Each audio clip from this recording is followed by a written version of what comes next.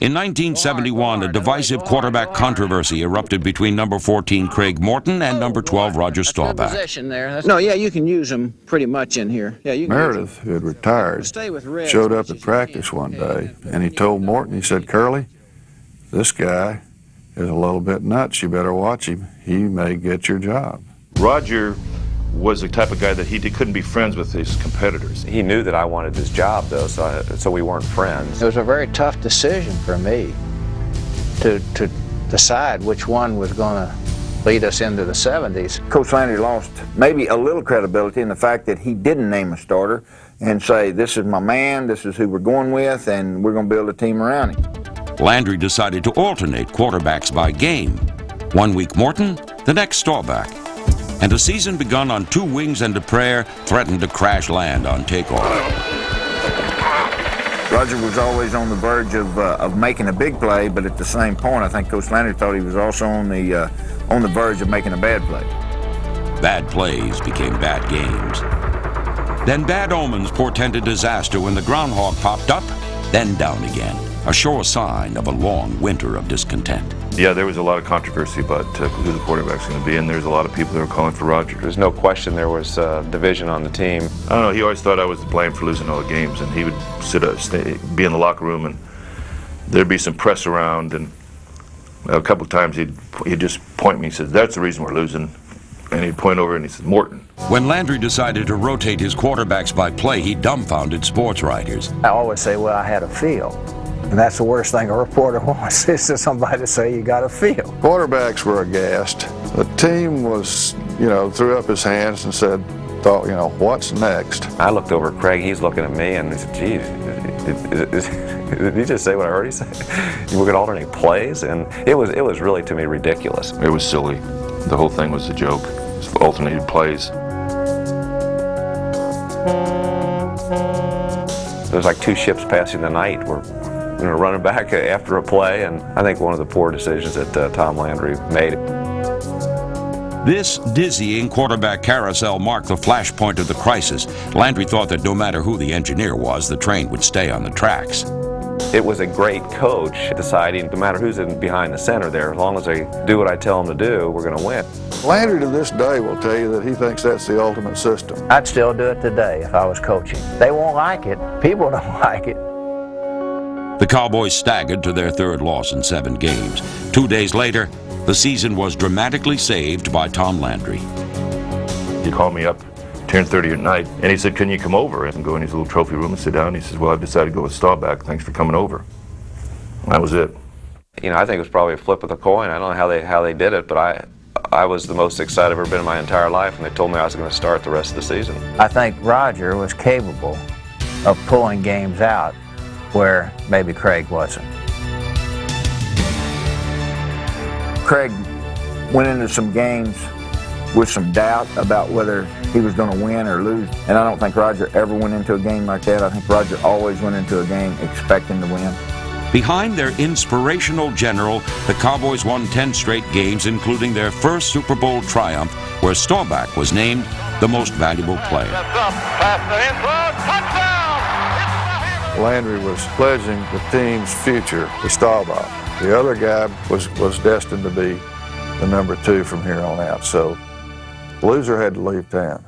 In 1975, Morton was traded to the Giants for a number 1 draft pick named Randy White. 3 years later, their paths collided in New Orleans. Morton was the Broncos quarterback, while White was an all-pro. It was a tough loss. It was very disappointing. It hurt a lot. That really hurt a lot because, some of the records I hold are the worst ones in the Super Bowl. I remember one time when my son was little, he was watching ESPN about the game, and he called me at the office and said, "Dad, I didn't realize that you'd throw so many interceptions in the Super Bowl." I said, "That's your daddy."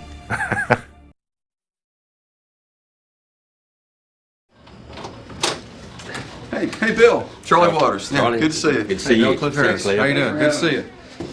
I'm not surprised they're in business together. You think, like you say, Charlie and Cliff, well, sure they'd be in business together. Why not? Appreciate your time today. You know we're in the electricity business, and we've got something we'd like to run by you today. In business, and just like in sports, teamwork is the key. You know, gas prices are up, so therefore you'd be using less gas. You'd have a net advance in gas. They know how to work together, and as they did on the field, they're doing the same thing in business. That gas on the marketplace, we'll turn around and split that profits with you. So it's a no-lose situation on both Well, ends. be nice. Don't get Cliff mad, because if he takes that same intensity into the business world, how could you ever say no to this guy? And if you come across the middle, and we put the four on the side of your head. You put the four on the side of your head if you don't do it, okay? Okay. You understand? I understand. Okay, good. Well, when do you want to start? Anytime. People do business with people that they know. And the one advantage that we have is they know us, and they want to do business with us if we have a good product. People like you. You think you could do well in Washington or Philadelphia? I go back to Washington, D.C., those people love to come in, or Pittsburgh, well, maybe not Pittsburgh, but they like to talk, you know, because they respected us. As rookies in 1970, neither Charlie Waters nor Cliff Harris figured to find a home in the Cowboys secondary. But during the decade that followed, their aggressive play led Dallas to 5 Super Bowls and 2 World Championships. Cliff Harris and Charlie Waters would have played the game for nothing. Those guys love football, but they enjoyed practicing and everything around the game. Go deep, go deep, go deep, go deep. That's the way to go. That's the way to hustle, Cliff. That's the way to stay on him, Charlie. That's the way to stay on him. You know, many times the players around you make you, and I think in their case they made each other. That's the way to hit it. Okay, Cliff. That's the way to go. And they were so confident in each other and had such a communication rapport. Right here. It's not Leroy's not on him. You're on him. 48. I mean, we're playing tough. When you see the flow, I'm going up and tango on the outside. I'm going right now. Tom Landry's doomsday defense of the mid-70s featured safeties who were almost identical in size and style. Their impact proved to be a lasting legacy. There were 2 players with tremendous heart, tremendous competitiveness, and I think they were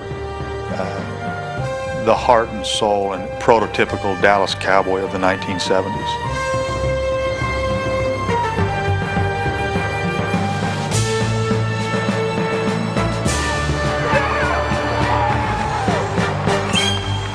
Now, you were a coach for a while. If you had to come up with a scouting report on Cliff, what would you say? What Cliff could do, and my scouting report on him, would be a very forceful person, would rather go for a hit than to make a statement, and thought they wouldn't have a bigger impact on the game and the outcome of the game rather than going for an interception.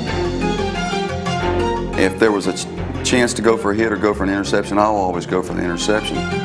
No Dallas Cowboy ever intercepted more passes in the playoffs than Charlie Waters.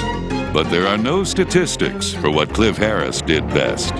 What he did is he used to calculate the trajectory angle right there, and then all of a sudden he's going to get to that point and explode. I want to make someone know that, hey, if they come into my territory, they're going to pay a price. It's their option. That's what I should tell the receivers. It's their option. Together, we end up filling a void where there were no weaknesses in our attack. At least that's what we'd like to think about each other. Did you ever collide at all? Oh yeah, my hardest collision was when Cliff. We both. The hardest hit you ever? Hardest hit I got in my whole career was Cliff on a slant route. What game? It Help was me. Baltimore. It was Johnny Unitas. Unitas. See, and you remember the game. Yeah, and I remember the defense we were in was a double team on the slant route on us, and I read the play perfectly. And it's cut in front of him for an interception, and next thing I know, they were carrying me off the field. It just knocked me slap out, and he just loved it. Well, I read it perfectly too. Well, We both went for it. What did Coach Landry say about that? Did he say, when you looked at it in the film room, did he say anything about that? No, he doesn't generally comment about things like that. He says, adjust your aim a little bit and try to adjust your own guys. Adjust your aim. Herb Adderley once told me that there isn't a day that goes by that he doesn't think about Vince Lombardi. Is that true of Coach Landry? No, I can't say that. There are a couple of days that I just don't think about him. What happened, Charlie? But when it comes down to the crunch time, I always reflect on the traits that he taught me. You run into somebody? Huh? Well, let's go. Let's go. Let's fight our way. We're stopping touchdowns right now. He believed in me and taught us a lot of things that we could live using throughout our lives. What are the prices they kill? I'm pleased with where we are today. I'm glad that we're back together as friends, and it's so unique after almost 30 years that we're back together and working as a team together. This is pleasing. It's before going to the Super Bowl. Better for me. Yeah, I mean, how could it be better? I mean, you know, Charlie getting All-Pro, it was incredible. I mean, you know, both of us. The friendships and the goals that we accomplish today are going to be much more gratifying and longer term. We did those things with physical ability and determination. Now we're going to do these with our minds, creativity, and the same discipline that we had during those days of pro football. And we can get them in a headlock if we need to. That's right, a forearm. A cheap shot, and we get the deal. A forearm to the face. The competition doesn't have that. That's some one other little ingredient that others don't have in their little bag of tricks.